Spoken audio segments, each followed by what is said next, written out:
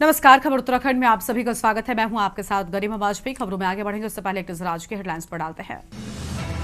CM के निर्देश पर मकानों में नंबर प्लेट लगाने का जीपीआरओ का आदेश रद्द, जांच के भी निर्देश मिले। यूके ट्रिपल एसए की समूह ग परीक्षाओं का होगा लाइव टेलीकास्ट, गेट पर ही होगी हाजिरी, मास्टर प्लान किया गया तैयार। उत्तराखंड में प्रधानाचार्य सीमित विभागीय परीक्षा हो सकती है स्थगित, सुप्रीम कोर्ट के आदेश पर स्थिति स्पष्ट नहीं। उत्तरकाशी और हिमाचल की सीमा पर डोली धरती, यमुना घाटी में महसूस किए गए भूकंप के झटके, हाईवे पर क्रेन से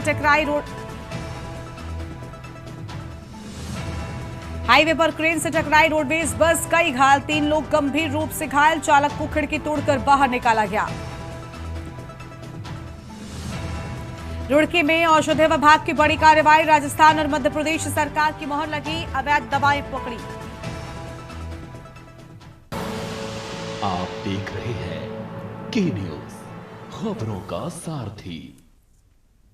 रुक करते हैं खबरों की ओर। रुद्रप्रयाग से बड़ी जानकारी आपको हम बताते हैं, जहां पर चतुर्थ सीमांत पर्वतीय बाल विज्ञान महोत्सव शुरू। गुप्तकाशी रुद्रप्रयाग में सीएम धामी ने किया शुभारंभ और नई शिक्षा नीति लागू करने वाला पहला राज्य उत्तराखंड। किताबी ज्ञान के साथ ही तकनीकी ज्ञान को प्राथमिकता, प्रदेश में पहली बार रोजगार मेले का आयोजन। बड़ी खबर आपको हम बता रहे हैं, 12वीं के व्यावसायिक छात्रों के लिए रोजगार मेला आयोजित, प्रदेश में तकनीक और एआई को दिया जा रहा है बढ़ावा।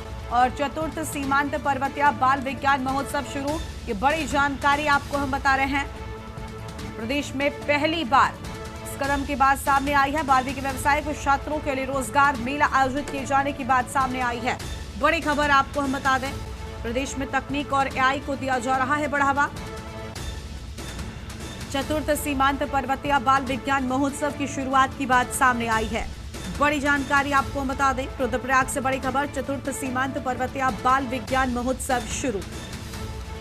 गुप्तकाशी रुद्रप्रयाग में सीएम पुष्कर सिंह धामी ने किया शुभारंभ। अहम जानकारी आपको हम बता रहे हैं, कई जगहों को लेकर ये बड़ी खबर सामने आई है। और किताबी ज्ञान के साथ ही तकनीकी ज्ञान को प्राथमिकता दिए जाने की बात, बड़ी खबर आपको हम बता रहे हैं। प्रदेश में पहली बार रोजगार मेले का आयोजन, 12वीं के व्यावसायिक छात्रों के लिए रोजगार मेला आयोजित किए जाने की बात सामने आई है। अहम खबर आपको हम बता रहे हैं, प्रदेश में तकनीक और एआई को दिया जा रहा है बढ़ावा। प्रदेश में तकनीक और एआई को दिया जा रहा बढ़ावा, चतुर्थ सीमांत पर्वतीय बाल विज्ञान महोत्सव शुरू।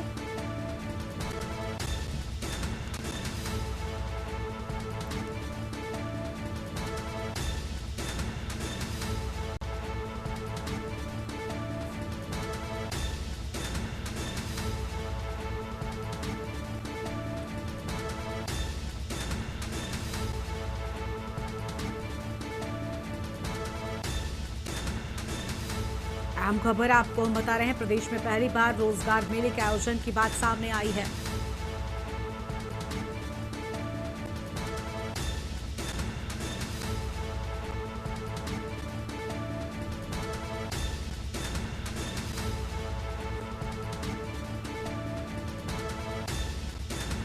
बड़ी जानकारी आपको हम बता रहे हैं। और अगली खबर है देहरादून से, जहां पर मानसून सीजन में प्रदेश ने भीषण आपदा को बर्दाश्त किया, जिसमें कई लोग लापता हुए तो कई लोग अकाल मौत के शिकार हो गए। ऐसे में अब राज्य सरकार ने केंद्र को पत्र लिखकर आपदा में लापता हुए लगभग 65 लोगों के मृत्यु प्रमाण पत्र जारी करने की मांग की है। प्रदेश के आपदा प्रबंधन सचिव विनोद कुमार सुमन का कहना है कि नियमानुसार किसी व्यक्ति के लापता होने के 7 साल बाद उन्हें मृत्यु घोषित किया जाता था, लेकिन प्रदेश में आई भीषण आपदा को देखते हुए हमने केंद्र सरकार से राहत की मांग करते हुए मृत्यु प्रमाण पत्र जारी करने की अनुमति मांगी है।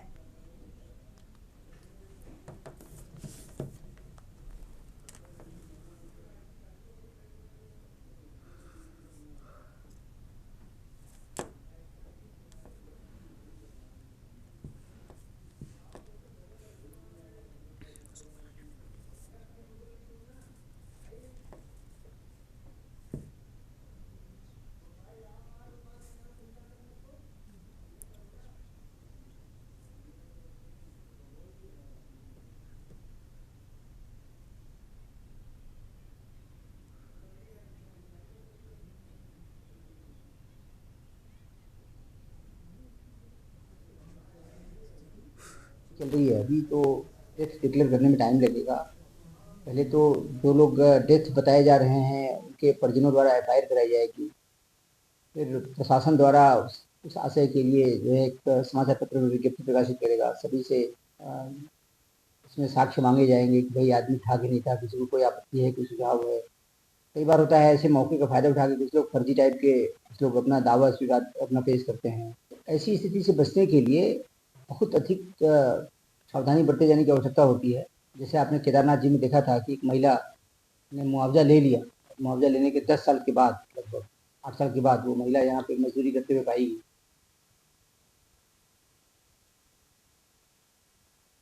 अगली खबर है रुड़की से, जहां पर औषधि विभाग ने जन स्वास्थ्य से खिलवाड़ करने वाली अवैध दवा कारोबार का भंडाफोड़ किया है। वरिष्ठ औषधि निरीक्षक अनीता भारती के नेतृत्व में की गई इस कार्रवाई में सरकारी सप्लाई की मोहर लगी दवाएं बरामद हुई हैं, जिन्हें बिना लाइसेंस के बेचा जा रहा था। गुप्त सूचना पर हरिद्वार औषधि विभाग की टीम ने ग्राम सालियर स्थित MS फलकनाज नामक प्रतिष्ठान पर छापा मारा। जांच में सामने आया कि प्रतिष्ठान बिना किसी वैध लाइसेंस के दवाओं का कारोबार कर रहा था।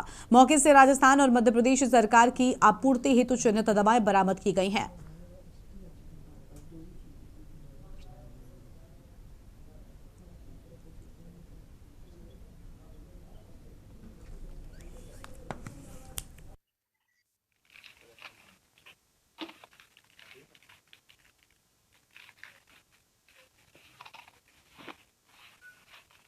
किया गया था कि रुड़की में एक ऐसी जगह है जहाँ पर कि स्क्रैप यार्ड की यार्ड में जो है कुछ दवाइयाँ जो वहाँ से जो है बेची जा रही हैं। तो हम अपनी टीम से वहाँ पे गए थे, जहाँ पे स्क्रैप में जो है कुछ दवाइयाँ मिली, जैसे कफ सिरप थे, बच्चों के कफ सिरप थे, कुछ इंजेक्शन थे, कुछ अन्य दवाएँ भी वहाँ पर थी, तो कुछ तो एक्सपायर हो चुकी थी, कुछ वैलिड थी।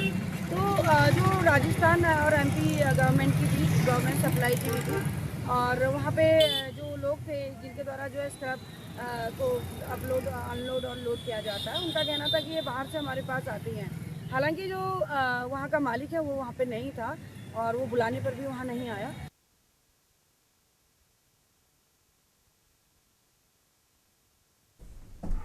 अगली खबर है नैनीताल से, जहां पर भारतीय पशु चिकित्सा अनुसंधान संस्थान मुक्तेश्वर में 6 से 8 नवंबर तक अंतर्राष्ट्रीय सेमिनार का आयोजन किया जाएगा, जिसमें दुनिया भर के वैज्ञानिकों वन हेल्थ विषय पर शोध प्रस्तुत करेंगे। इस सम्मेलन का उद्देश्य मानव और पशुओं में आपस में फैल रही बीमारियों जैसे कोरोना, बर्ड फ्लू आदि का समाधान खोजना है।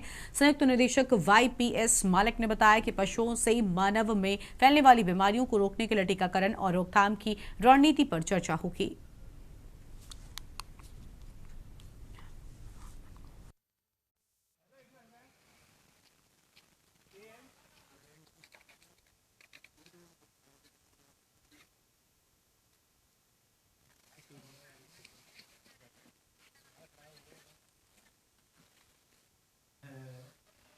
अलग अलग वर्ग से जो लोग आ रहे हैं उन तक पहुंचा उसी जैसे कोविड का आज के समय में अगर चर्चा करें, वन हेल्थ एक इतना इम्पोर्टेंट टॉपिक बन गया है कि जो भी समस्याएं, चाहे वो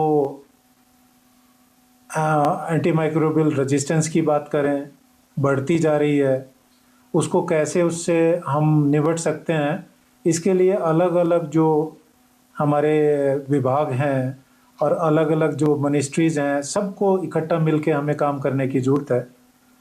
बहुत सारी बीमारियां हैं जिनको हम इमर्जिंग डिजीज़ या री इमर्जिंग डिजीज़ की संज्ञा देते हैं, उनकी संख्या दिनों दिन बढ़ती जा रही है।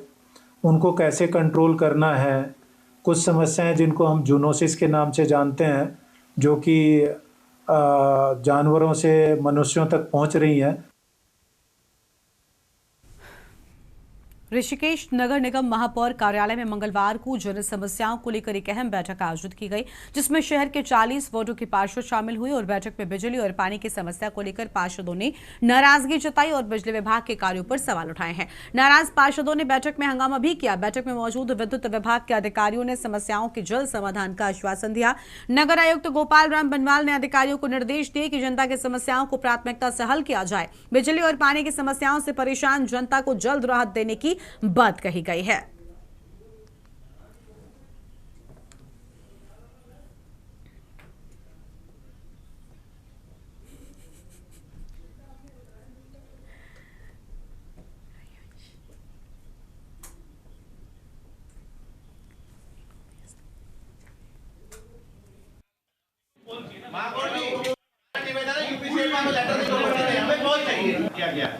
उसके बाद बड़ा अधिकारी आके कहते हैं तो बेवकूफ है तो माफी मांगेगा आपसे। इसी के क्षेत्र में कार्य चल रहे हैं अभी, चाहे पेयजल से संबंधित हो, चाहे सीवर से संबंधित हो, या फिर विद्युत विभाग से संबंधित जो समस्याएं हैं उनको लेकर के भी एक चर्चा यहाँ पे माननीय महापौर के द्वारा ये बैठक रखवाने के निर्देश दिए गए थे। और उसमें अभी जैसे कि आप देख रहे हैं यहाँ पे जो क्षेत्र की समस्या है उस पर लेकर विभिन्न विभागों के साथ आपस में बातचीत की जा रही है और जो समस्या है उनका निदान करने का प्रयास किया जा रहा है। जो कठिनाइयाँ आपस में समन्वय में आ रही थी उसको दूर करने के लिए बैठक बुलाई गई। जी, आज बैठक जो थी एक महत्वपूर्ण बैठक थी। ये जन समस्याओं की बैठक थी। उसमें संबंधित विभाग के जैसे बिजली विभाग हो गया और जल संस्थान हो गया, पेयजल हो गया और पेरी अर्बन योजना से जो सेंट्रल गवर्नमेंट का प्रोजेक्ट है उसके सक्षम अधिकारी आए थे। सबसे मेन मुद्दा ये था जो गरीब लोगों के लिए बिजली की जो समस्या आती है, जैसे कहीं पोल क्षतिग्रस्त हो या कोई तारे अगर झूल रही हो तो उसके लिए बिजली विभाग वाले जो है ये कहते हैं कि एस्टिमेट बना दीजिए, आप एस्टिमेट बना दीजिए, आप एस्टिमेट देंगे, हम काम करते हैं। तो मैंने उसका भी विरोध किया। भाई ये बताया है कि अभी भविष्य में हमने जो स्मार्ट मीटर हमने वेंडिंग जोन में लगाए थे उसमें 4-4, 5-5 हज़ार रुपये महीना एक गरीब व्यक्ति का जो समोसे बेच रहा है, चाय बेच रहा है, अगर वो 5 हज़ार रुपये महीना स्मार्ट मीटरों में रिचार्ज कराता रहेगा तो घर कैसे चलाएगा? बोला है मैंने आपको मैं 50 बार कह चुका हूँ ये बात, आपके एसडीओ को इन्फॉर्म कर चुका हूँ 50 बार। तो गंगानगर में 3 साल से जो पोल पड़े वो क्यों नहीं उठा रहे आप? ना कहीं लगाने दे रहे हो ना उनको।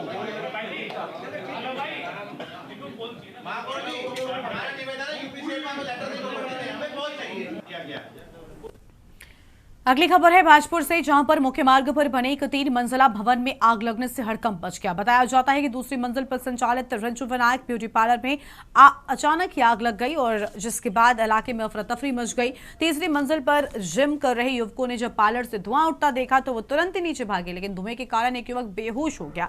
साथ ही युवकों ने किसी तरह से उसे सुरक्षित बाहर निकाला। सूचना मिलते ही दमकल विभाग और पुलिस की टीम मौके पर पहुंची और कड़ी मशक्कत के बाद आग पर काबू पाया गया। इस दौरान क्षेत्र में भारी भीड़ भी जमा हो गई।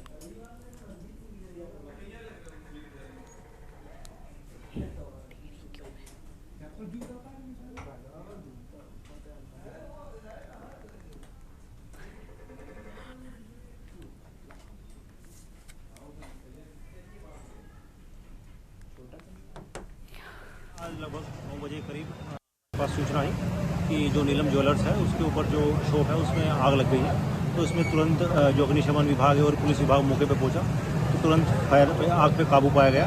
जो व्यक्ति अंदर थे, जो ऊपर जिम थी, उससे उन्हें रेस्क्यू किया गया और आग पे पूरी तरह काबू पाया जा चुका है और कोई जनहानि नहीं है। आग के कारणों के बारे में पता किया जा रहा है और थोड़ी जो जनहानि जो थोड़ी अंदर जो आग लगी थी उससे थोड़ा जो ब्यूटी पार्लर की जो दुकान थी उसमें थोड़ा नुकसान हुआ है।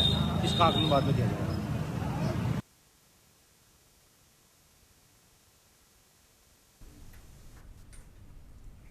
खबर है विकासनगर से, जहां पर मानसून सीजन खत्म होने के बाद पचवदून क्षेत्र में उपखनिज सामग्री उठान चुकान का काम एक बार फिर से शुरू हो गया है, जिससे न केवल खनन व्यवसाय से जुड़े लोगों को फायदा पहुंचेगा बल्कि राजस्व भी बढ़ेगा। दूसरी ओर इस वैध खनन की आड़ में अवैध खनन करने वाले लोग भी सक्रिय हो गए हैं। आपको बता दें कि विकासनगर तहसील क्षेत्र के नवाबगढ़, टकरानी, डालेपुर, जस्सोवाला और कैंचीवाला आदि क्षेत्रों में करीब 2 दर्जन स्क्रीनिंग व क्रेशर प्लांटों के साथ ही हार्टमैक्स प्लांट व खनन पट्टे संचालित हो रहे हैं। मुख्यमंत्री दामी के द्वारा अवैध खनन की रोकथाम के लिए संबंधित विभागों को दिशा निर्देश भी जारी कर दिए गए हैं।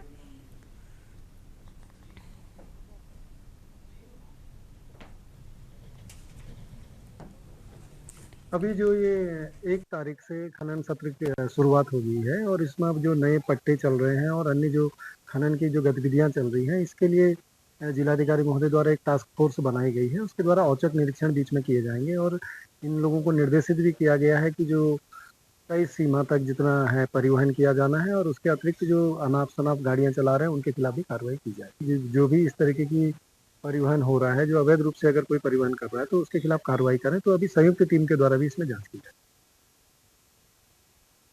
खबर है लक्सर से, जहां पर पूर्व सांसद अवतार सिंह भड़ाना ने लक्सर क्षेत्र के विभिन्न गांवों का दौरा किया और ग्रामीणों से जनसंपर्क कर दिवाली की शुभकामनाएं दी। इस दौरान उन्होंने कहा कि अगर उन्हें लक्सर की जनता का प्यार मिलता है तो वो लक्सर से चुनाव लड़ने के लिए तैयार हैं। भड़ाना ने हरिद्वार में शासन और प्रशासन के द्वारा हरिद्वार की जनता के साथ किए जा रहे बर्ताव पर भी चिंता व्यक्त की है और कहा कि अब समय आ गया है कि इसके लिए लड़ाई लड़ी जाए।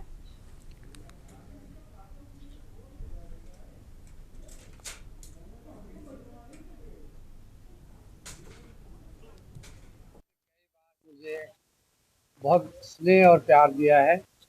यहाँ के सारे मीडिया को दीपावली की शुभकामनाएं देता हूँ। इस क्षेत्र वासियों को शुभकामनाएं देने आया हूँ और देवभूमि और गंगा माँ के चरणों में जो आनंद मुझे आता है, जो मुझे भरोसा और विश्वास पैदा होता है मुझमें, और उसमें मैं कहूँगा कि एक मीडिया बहुत बड़ा एक फैक्टर है और उनकी भूमिका है, वो भी मुझे मिलती है।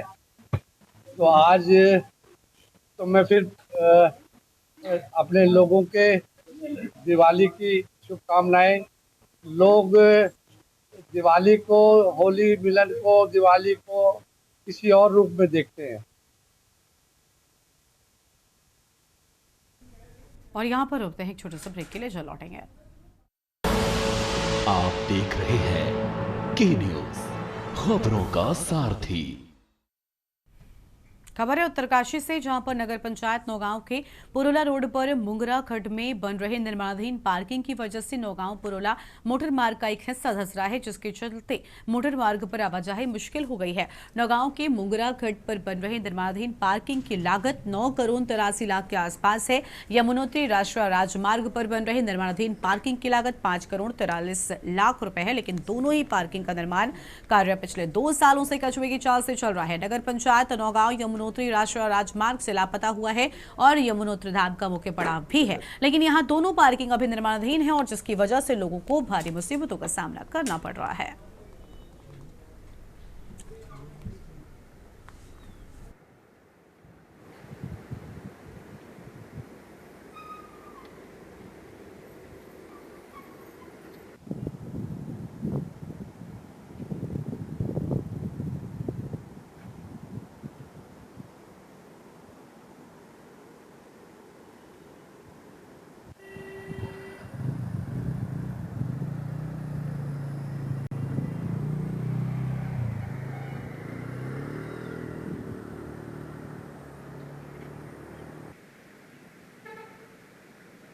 अगली खबर हरिद्वार से है, जहां पर तेज रफ्तार बस हाईवे पर खड़ी जेसीबी मशीन से जा टकराई और रास्ते में बस का अगला हिस्सा बुरी तरीके से क्षतिग्रस्त हो गया है। हादसे में बस चालक समेत 8 लोग गंभीर रूप से घायल हो गए हैं, वहीं चालक के दोनों पैर कट गए।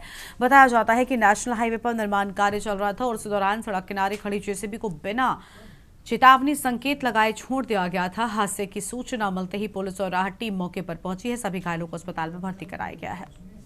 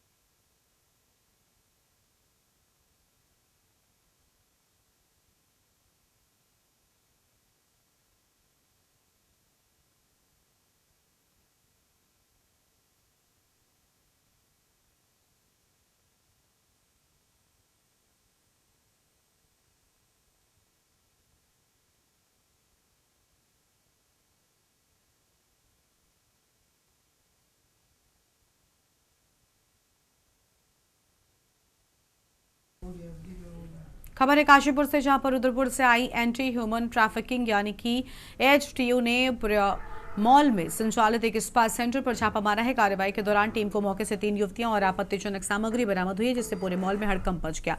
सूत्रों के मुताबिक ये स्पा सेंटर बिना किसी थेरेपिस्ट सर्टिफिकेट और पुलिस वेरिफिकेशन के अवैध रूप से संचालित किया जा रहा था।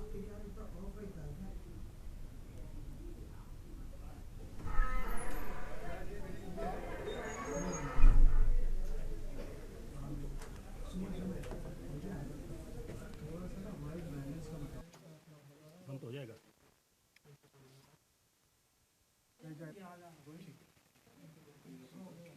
लगा